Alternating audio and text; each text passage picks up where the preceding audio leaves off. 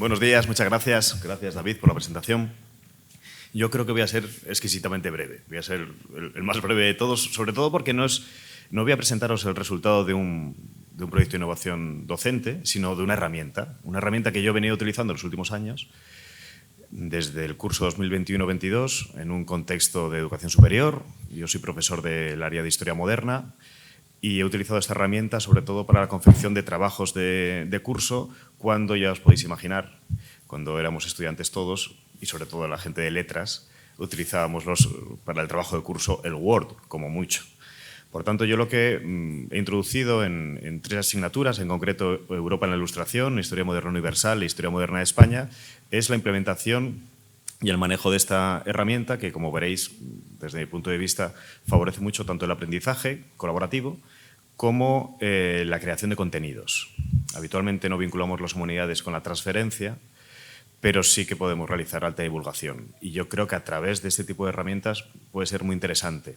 Sobre todo porque este es un factor casi psicológico, porque el resultado es altamente profesional. Es decir, algunos alumnos y algunas alumnas consideran que no tienen competencia digital alta y, sin embargo, el manejo de esta herramienta que voy a presentar, al final los resultados son muy aparentes. Y me consta que posteriormente son utilizados por otras asignaturas e incluso en presentaciones en congresos, aunque no me citen. Bueno, comenzamos. Aquí aparecía el resumen de la comunicación, lo podéis ver en el libro de Abstract que ya se ha conservado, se ha publicado. Y básicamente, basándonos en la literatura científica, sobre todo en el trabajo de Woodward y Niemeyer, cuando habla de las competencias para la innovación educativa, son plenamente coincidentes con los resultados que, desde mi punto de vista, alcanzan los alumnos después de la utilización de este tipo de herramientas, del ARGIS Story Maps. La creatividad, la iniciativa, veremos el trabajo en equipo, trabajo colaborativo, toma de riesgos inteligente. Bueno, me lo vais a comprender cuando veáis cuáles son las instrucciones que aparecen en el Teams. Yo no utilizo el campus virtual, habitualmente utilizo el Teams.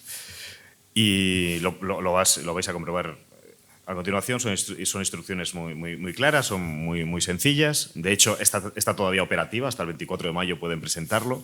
Es del curso 2023-2024. Básicamente es un trabajo individual, aunque posteriormente ya veremos que se puede convertir fácilmente en un trabajo colaborativo. Tienen que utilizar esta herramienta para la presentación del trabajo de curso. Estamos hablando de un 20% de la calificación. Como norma general no se proporciona la bibliografía, sino que ellos y ellas tienen que hacer una pesquisa, una búsqueda bibliográfica. Posteriormente me la envían y yo les doy el visto bueno, el plaquet. El texto, como veréis, no es la parte fundamental del proyecto, es decir, el número de caracteres o el número de palabras, por tanto no es excesivo, son 3.000 palabras. Y los ítems de evaluación se rigen por las instrucciones que aparecen debe incluir un atajo de navegación, la presentación, tiene que aparecer 3 mapas, lo veremos ahora mucho mejor. En todos los mapas debe haber una leyenda con 6 marcadores, etcétera, etcétera. La dinámica que yo utilizo es que es la primera clase práctica, el primer PAS del curso de cada una de estas 3 asignaturas. Yo explico la herramienta. Nuestras clases prácticas en el grado de Historia es 1 hora y media y me sobra 1 hora prácticamente. Tened en cuenta, aunque esto yo creo que se ha convertido en una especie de mantra, de que nosotros, la gente de mi generación, de nuestra generación, somos bárbaros digitales y el alumnado son nativos digitales, pero creo que no.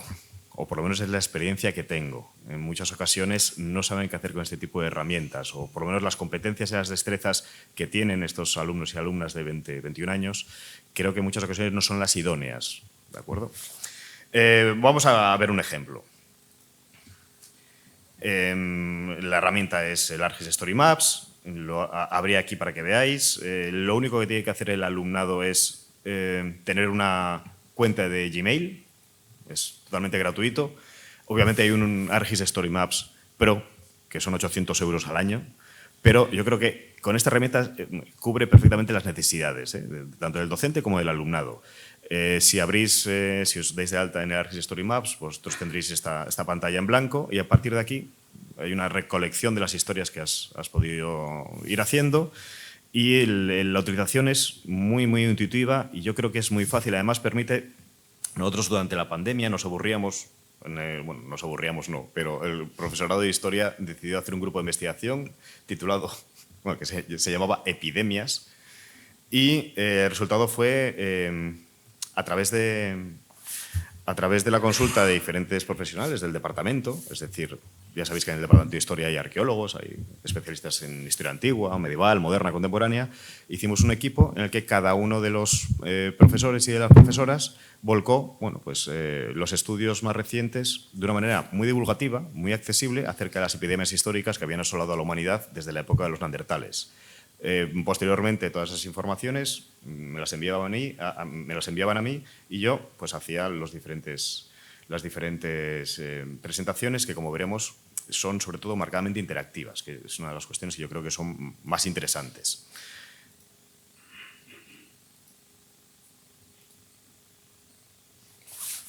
Como tenemos muy poco tiempo, no voy a enseñar a manejar la herramienta, que ya os digo que es muy fácil, porque prácticamente es una especie de PowerPoint 2.0 en el que se puede introducir todo tipo de material audiovisual, se pueden hacer todo tipo de, incluso incrustar presentaciones de diapositivas dentro del ArcGIS Story Maps, vídeos, etcétera, etcétera.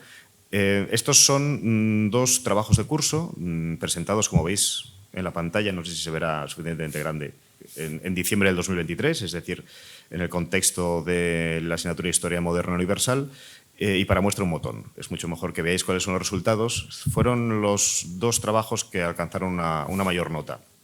Este es el resultado. En este caso es una presentación sobre Rubens, el conocido pintor holandés, príncipe de los pintores y pintor de los príncipes, y básicamente, pues a través del scroll, pues lo que habitualmente era una presentación, es decir, la entrega de un trabajo en tipo Word, con los problemas de formato que muchas veces puede provocar, pues vemos que en el diseño se pueden introducir atajos interactivos, como veis en la parte de arriba. Obviamente tiene que ir con una bibliografía, con unas fuentes primarias, unas fuentes secundarias, debidamente linkadas, con una leyenda. Pero si vamos al comienzo, veréis que una de las cuestiones más interesantes de este tipo de trabajo es la utilización de la imagen. De hecho, como yo imparto asignaturas que la horquilla cronológica siglo XVI, siglo XVII, siglo XVIII, por ejemplo, para Historia Moderna Universal, solo pueden escoger imágenes concebidas, confeccionadas en el siglo XVII o el siglo XVIII. En muchas ocasiones el alumnado tiene problemas de yo voy a trabajar sobre Valladolid en el siglo XVII, ¿qué es lo que puedo hacer? En esa primera clase yo aparte de enseñarles a manejar la herramienta, les enseño por recursos en Internet europeana, por ejemplo, que los que seáis de letras lo conoceréis bien, y pues se puede introducir, bueno, pues planos de Vincaerde, por ejemplo, de mediados del siglo XVI, etcétera, etcétera. Es decir, que ellos no pueden utilizar representaciones contemporáneas. Un ejemplo muy habitual, y si sois un poco frikis de la historia militar, hay un autor muy famoso en la actualidad que se llama Ferrer Dalmau, que es un pintor de batallas. Obviamente no me pueden introducir un cuadro confeccionado en el año 2017 cuando es un trabajo sobre los tercios de Flandes, porque hay muchísimo repertorio en Internet para ello. Bueno, como veis, se juega con las imágenes, se pueden introducir vídeos, links a vídeos, y una de las cuestiones que yo creo que más les llama la atención, sobre todo porque lo que os digo, porque parece un resultado muy profesional, es la confección de mapas. Y confección de mapas que son interactivos, porque si pulsamos en cada uno de estos ítems, nos aparecerá no solo un cuadro, una representación, sino también una pequeña leyenda. Si seguimos bajando, vemos que este trabajo era particularmente rico en imágenes y agotó prácticamente todas las posibilidades que tiene el ArcGIS Story Maps. Como veis, esto sería una suerte de presentación de diapositivas. Y estas son las cuestiones que también, bueno, que para ellos son llamativas, la comparación de dos imágenes o, por ejemplo, la comparación de dos planos. Estamos estudiando el Oviedo del siglo XVIII, pues quiero un plano del Oviedo del siglo XVIII y otro del XIX. Y a través de esta herramienta, pues podemos hacer ese tipo de comparaciones. Les digo, es muy fácil de manejar. Si alguien quiere que le dé horas, en 15 minutos lo puedo explicar, que me mande un correo electrónico, nos conectamos por Teams y ya os digo, no es nada complicado.